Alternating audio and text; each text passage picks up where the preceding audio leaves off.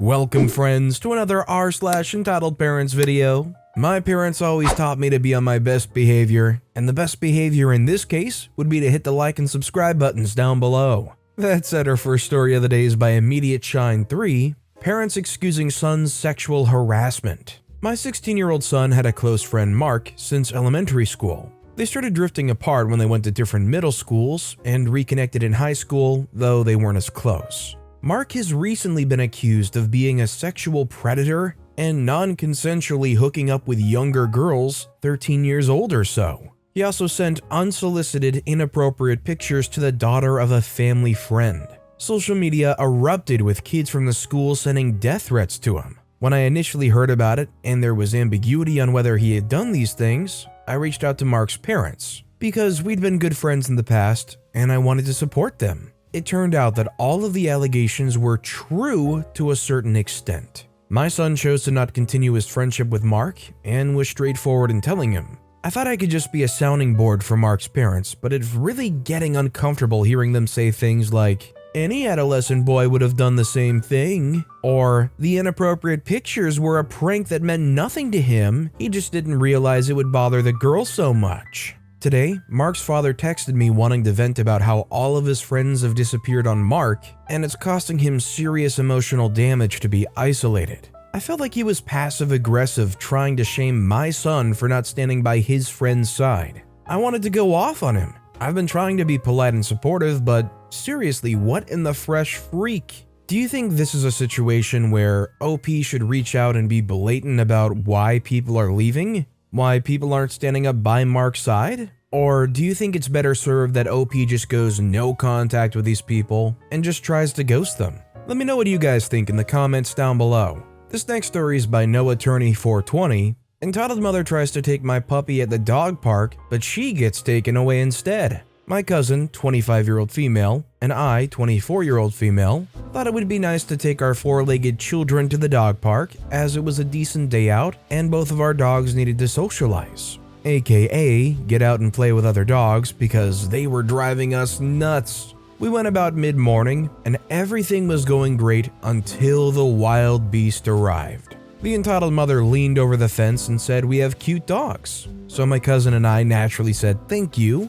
Then this conversation ensued. The entitled mother said, "How much for that lab?" I said, well, I paid $600 for him, but if you're asking if he's for sale, he's not." She says, "Well, my son really wants a puppy, and that lab looks perfect." My cousin says, "That's great. Go look and see if you can find a lab in the shelter." She says, "Why would I do that when I can take that lab right there?" I say, you're not taking my dog. Where's your son anyway?" She says, "In the car." Now do I need to come in the park and get the dog myself? My cousin says, "Lady, you're not taking her dog. We'll call the police if you try." The entitled mother hops the fence and tries to take my dog. Her son gets out of the car and asks what she's doing. To leave the puppy and get back in the car. Well, my cousin called the police and they were at the park in a matter of minutes. Entitled mother claimed we were trying to steal her dog.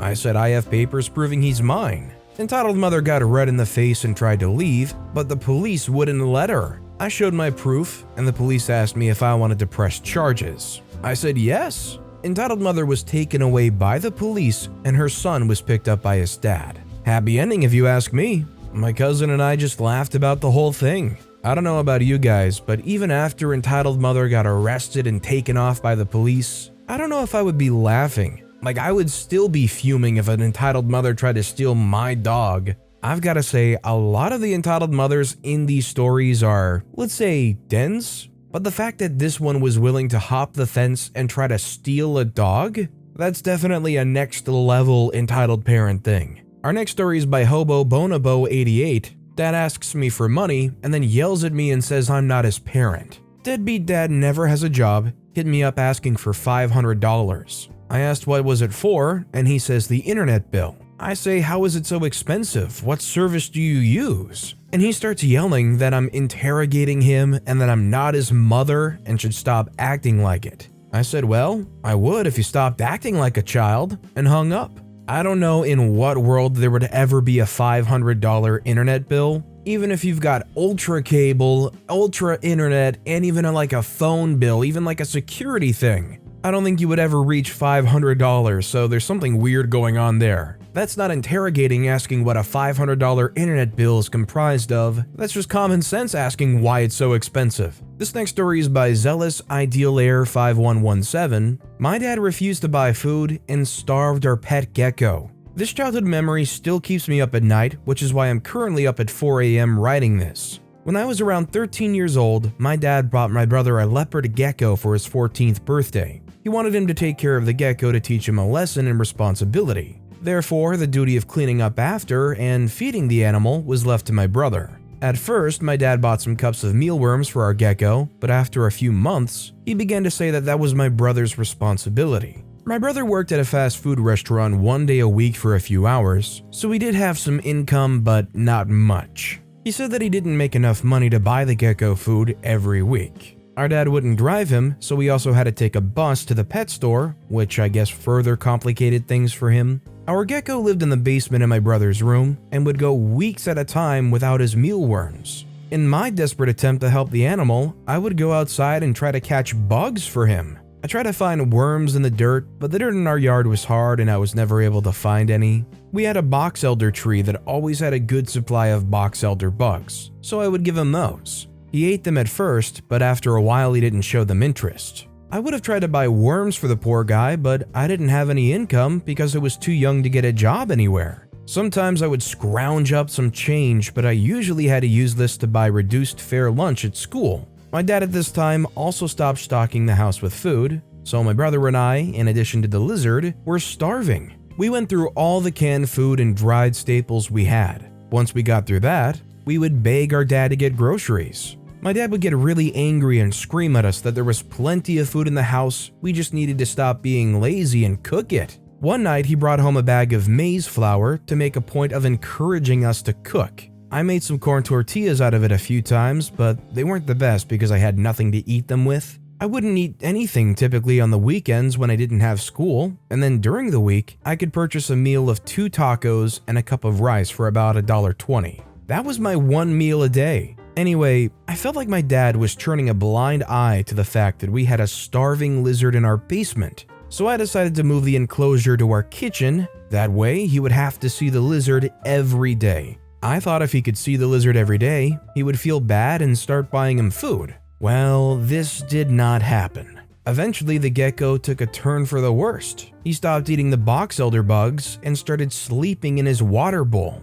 At the very last minute, when it seemed clear that this animal was going to die, my dad went to the pet store and grabbed some things for him. He fed the gecko some white paste stuff that was supposed to help him, but of course, the gecko was way too far gone at this point. He died. Once so, my dad said he was disappointed in my brother for not taking care of him. I'm still traumatized by what happened. I feel an immense amount of guilt for not being able to do more. I wish I'd tried to advertise the gecko online and sell him to someone who would take care of him. I wish I tried harder to find bugs for him to eat. I wish I'd tried to take him back to the pet store and ask them to take care of him. I wish I thought of calling the Humane Society and surrendering the gecko. I worry that the box elder bugs I gave the gecko may have hurt him because I read that outside bugs can have mites and parasites. I also worry that moving the gecko from the basement to the kitchen may have put him in an environment that was too cold for him since the basement stayed warmer. I looked up all the essentials when it comes to taking care of a gecko, and I feel awful about the enclosure my dad had for him. He only had a small heating pad on the side of the tank to keep him warm, and I'm sure that didn't keep the temperature high enough for him.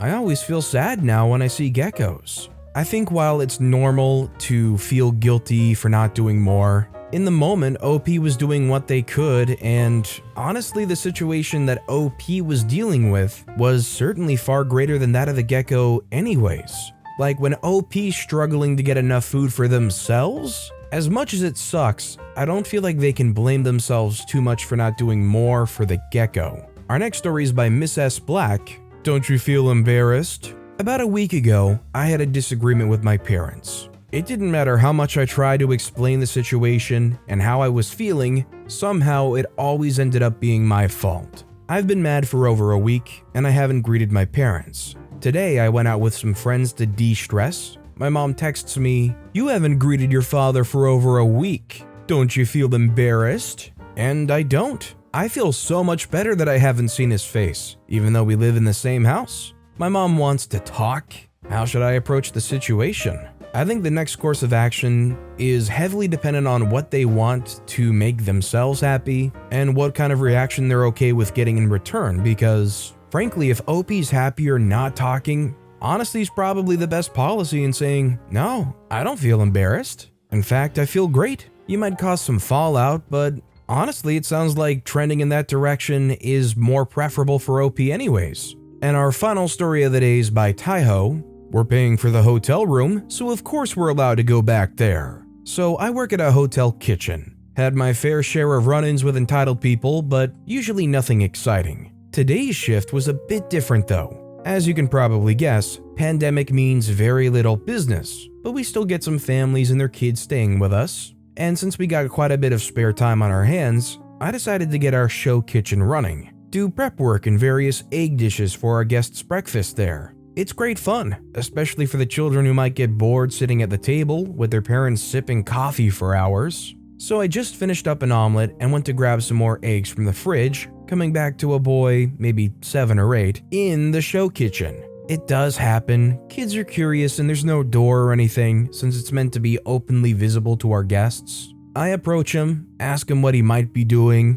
He said he's curious. So while I'm not technically allowed, I permit him to stay for a minute at a safe distance from any equipment and answer any questions he had. He was rather respectful, and even when I turned down his question if he could see the whole kitchen in the back, he was quite polite and accepted that he can't. Now, skip forward a few minutes, and an older lady who I assume is in her late 30s walks up. Thinking she wanted to order something, I of course enthusiastically greet her, but now I do wish I'd been hiding in the back like we usually do.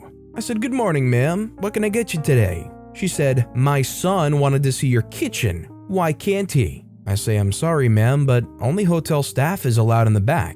She says, "But why? He just wants to have a look around." I say, "Hygiene and safety regulations, ma'am. I'm sorry, but unless given permission from a higher up, I can't allow any of our guests into the kitchen." Entitled mother, already annoyed, said, "Then go and ask them." I say, "I'm sorry, but they aren't available at the moment. If you'd like, I can inform them once they come in so you can talk it over." At this point, she just loudly huffed and walked away, so I thought it was over. Oh, was I wrong. So about 20 or so minutes later, I was downstairs accepting a delivery and putting everything away, coming back upstairs into the kitchen, and you can all guess who I found there, entitled mother and her child walking around in the back of the house. Now at this point, I was getting quite pissed off, but tried to stay polite since it's how we have to treat guests. I say, "Ma'am, the kitchen's off limits for our guests. I must ask you to please leave and return to the restaurant." She says, "No, we haven't seen everything yet." The kid says, "Mom, I thought we were allowed." She says, "Yes, we are. We're paying for the stay, so of course we're allowed to see what the hotel has to offer." I say, "Ma'am, once again, please return to the restaurant. I would like to avoid trouble." She says, "Well, you're in trouble for denying us anyway. I'll talk to your superior about that." You could tell the kid was told by his mom that they're allowed. The confusion was written on his face, and in all honesty, I felt bad for him. If they'd waited so I could get permission, I'd have happily shown him around, especially since this line of work is struggling to find any new employees.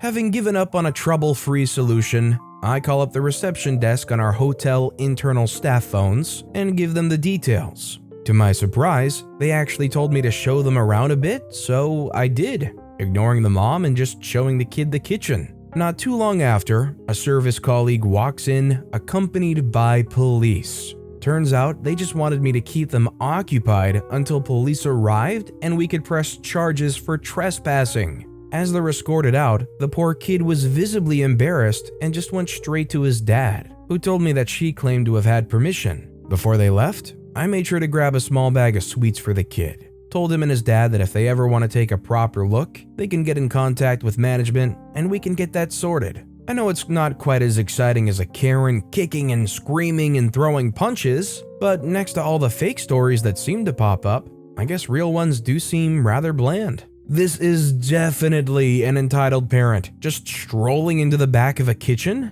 Like, "Oh, we pay for our reservation here. We can go around in the kitchen if we want to." What kind of dumb logic is that? If they pay to go to Disney, are they going to try to walk around in the administration offices? They going to beeline for the employee doors? You gotta love entitled logic. But with that being said, that's all the time we have for today. So of all these stories I've read today, which is your favorite and why? Let me know in the comments down below. And if you haven't yet, if you could like and subscribe, that would mean a lot to me. Whatever you do, whether it's liking, subscribing, turning notifications on, all of it helps grow this channel and I appreciate the heck out of it. So until next time, I'll see you all tomorrow with some more stories.